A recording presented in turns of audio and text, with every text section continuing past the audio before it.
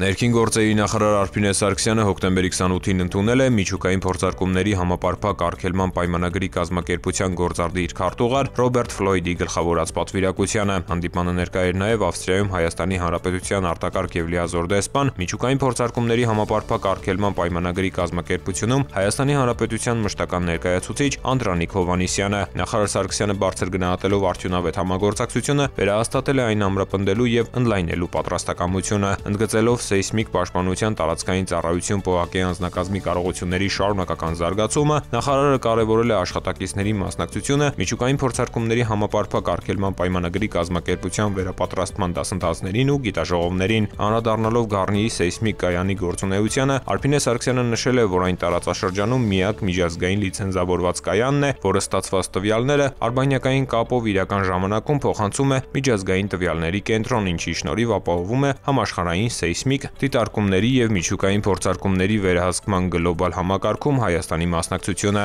Ռոբերտ Ֆլոյդը, ողջունելով 2026 թվականին տարածաշրջանային աշխատաժողովը Հայաստանում անցկացնելու առաջարկի ընդունումը, նշել է, որ մասնակից երկրների ներկայացուցիչների համար այն կլինի միջազգային մշտադիտարկման համակարգի, ազգային տվյալների կենտրոնների ծառայությունների քննարկման, ինչպես նաև փորձի փոխանակման կարևոր հարթակ։ Ռոբերտ Ֆլոյդի խոսքով Հայաստանը միջուկային փորձարկումների համապարփակ արգելման պայմանագրի կազմակերպության համար հուսալի գործընկեր է։ Դրական գնահատելով սեյսմիկ պաշտպանության տարածքային ծառայության աշխատանքը, նա կարևորել է ազգային տվյալների կենտրոնով Հայաստանի ներկայացվածության ապահովումը համակարգում։ Ապատեղեկատվության դեմ պայքարի համատեքստում Ռոբերտ Ֆլոյդը շնորհակալություն է հայտնել Արփինե Սարգսյանին, ընդգծելով Գառնիի սեյսմիկ կայանի տրամադրած ճշգրիտ տվյալները, որոնք թույլ են տվել կանխել միջուկային փորձարկումների վերաբերյալ ապատեղեկատվության տարածումը, ամրապնդել տարածաշրջանային խաղաղությունն ու կայունությունը։ Հանդիպմանը քննարկվել են առաջիկա ծրագրերն ու նախաձեռնությունները։ Կողմերը շնորհակալություն են հայտնել Ավստրիայում Հայաստանի Հանրապետության դեսպանությանը համագործակցության շրջանակում աջակցություն ցուցաբերելու համար։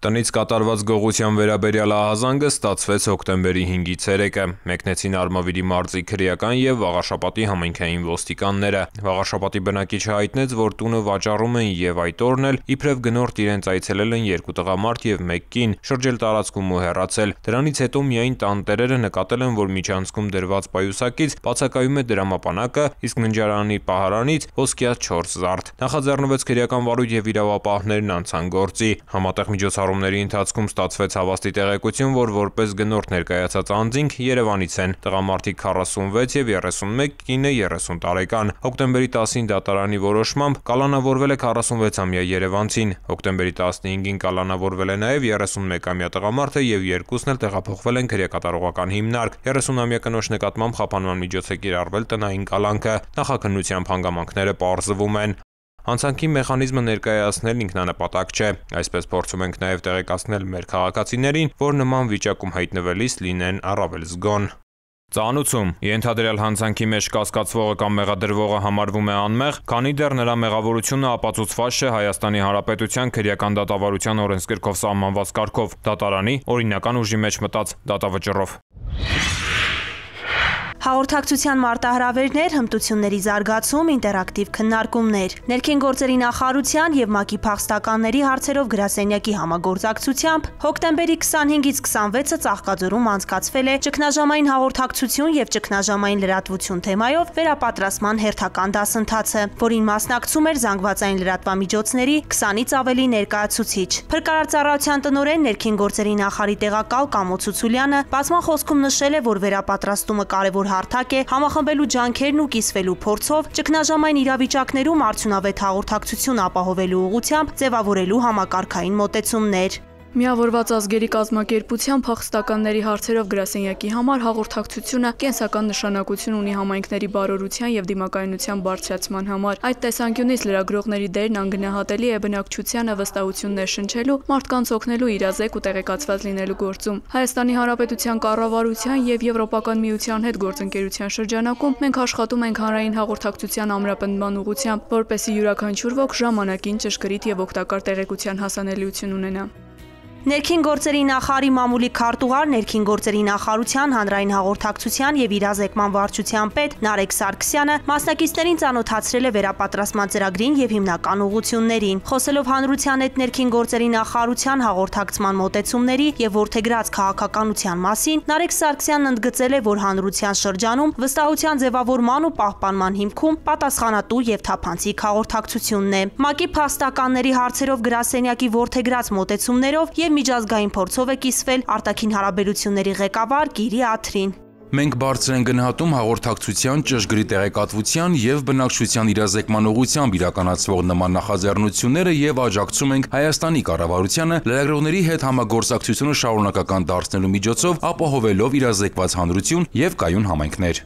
Միգրացիա եւ քաղաքացիության ծառայության գործառույթներն ու միգրացիոն գործընթացներում ճգնաժամային հաղորդակցության առանձնահատկություններն է ներկայացրել ծառայության պետ Նելի Դավթյանը։ Երբ խոսում ենք ճգնաժամային հաղորդակցության մասին, ըստ էության հարցը դառնում է անգամներ ավելի զգայուն եւ շատ սիմվոլիկ են նման լսարանները եւ նման աշխատաժողովները, երբ այս օղակում կանխարգելիչ գործունեություն ծավալելը եւ կառուցողական հարաբերություններ ունենալը, հարցերից չխուսափելը, իրերը բոլոր շերտերով բացահայտելը, նույն երևույթին տարբեր տեսանկյուններից անդրադառնալը, կարծում եմ կենսական նշանակություն ունի երկարաժամկետ եւ որակյալ մեդիա բովանդակություն ձևավորելու հարցում։ Փրկարար ծառայության ճգնաժամային կառավարման ազգային կենտրոնի տեղեկատվության ապահովման եւ վիճակագրության բաժնի պետ Լիաննա Աբրահամյանը դասընթացի մասնակիցներին ներկայացրել է ճգնաժամային հաղորդակցության մոդելն ու ընթացակարգերը։ Ներկայացվող օրինակների միջոցով մենք ուսումնասիրել ենք, թե ինչպես զանգվածային լրատվության միջոցները կարող են դառնալ արդյունավետ եւ պատասխանատու գործընկերներ, կիրառելով ամբողջ գործիքակազմը, որոնք ուսուցանել ենք այս վերապատրաստման դասընթացների ընթացքում։ Մասնակիցներն ուսումնասիրել են նաև հոգեբանական տոկունության բաղադրիչները, ներկայացվել են արտակարգ իրավիճակներում հաղորդակցման պատասխանատուների վարքային փոփոխությունները, սթրեսին դիմակայելու մեթոդները։ Առհասարակ լրագրությունը համարվում է բավականին լարված եւ սթրեսային գործունեություն, հատկապես ճգնաժամային արտակարգ իրավիճակներում գործող լրագրողների մոտ կարող է զարգանալ սթրեսի բավականին բարձր մակարդակ, ինչը կարող է անդրադառնալ ինչպես մասնագիտական արդյունավետության, այնպես էլ հոգեբանական բարեկեցության վրա։ Քրեական ոստիկանության կիբերհանցագործությունների դեմ պայքարի վարչության պետ Հայկ Մկրտչյանը կիբերհիգիենա թեմայի շրջանակում ներկայացրել է լրագրության ոլորտում տեղեկատվության անվտանգության կարևորությունը։ Գործնական պարապմունքի ընթացքում մասնակիցներն ուսումնասիրել են ֆիշինգային նամակների օրինակներ, ծանոթացել դրանք տարբերելու մեթոդներին։ Դասընթացը հնարավորություն էր նաև ճգնաժամային հաղորդակցության շրջանակում արհեստական բանականությունն օգտագործելու հմտությունները զարգացնելու առումով։ Շատ կարևոր է արհեստական բանականության գործիքների օգտագործելուց ճիշտ մոտեցում ցուցաբերել եւ պատասխանատու կերպով օգտագործել, քանի որ պետք է հիշել, որ AI-ները կարող են սխալվել եւ մարդն է կարևոր, որ ստուգի այդ տեղեկատվությունը եւ մարդն է պատասխանատու այն տեղեկության համար, որը ինքը հրապարակում է։ ՄԱԿ-ի փախստականների հարցերով գրասենյակի իրավաբան Մարինե Անտոնյանը ներկայացրել է իրավական պաշտպանության եւ ապաստանի տրամադրման գործընթացների լուսաբանման առանձնահատկությունները, ինչպես նաեւ անկողմնակալ եւ ճշգրիտ տեղեկատվություն հաղորդելու գործում լրագրողի դերը։ Դասընթացի թեմաների շուրջ ծավալվել է ակտիվ քննարկում։ Վերապատրաստման ավարտին մասնակիցներին տրվել են հավաստագրեր։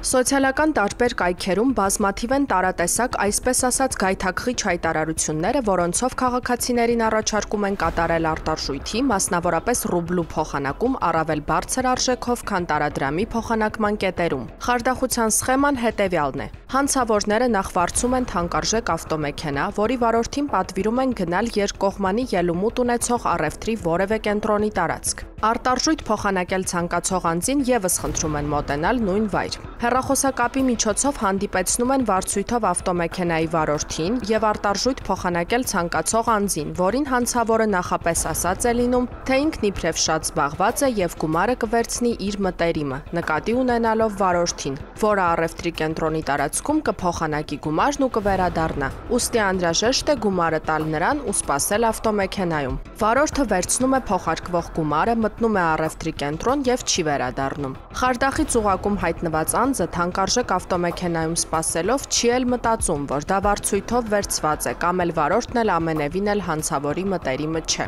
Այսպիսով քաղաքացին չի ստանում իրեն հասանելիք գումարը մնալով ձեռնունայն։ Հարգելի քաղաքացիներ, հորդորում ենք կատարել արտարժույթի փոխանակում միայն Հայաստանի Հանրապետության Կենտրոնական բանկի եւ Հայաստանի Հանրապետության ֆինանսների նախարարության կողմից լիցենզավորված արժութային գործակալների միջոցով խարդախության զոհ չդառնալու համար։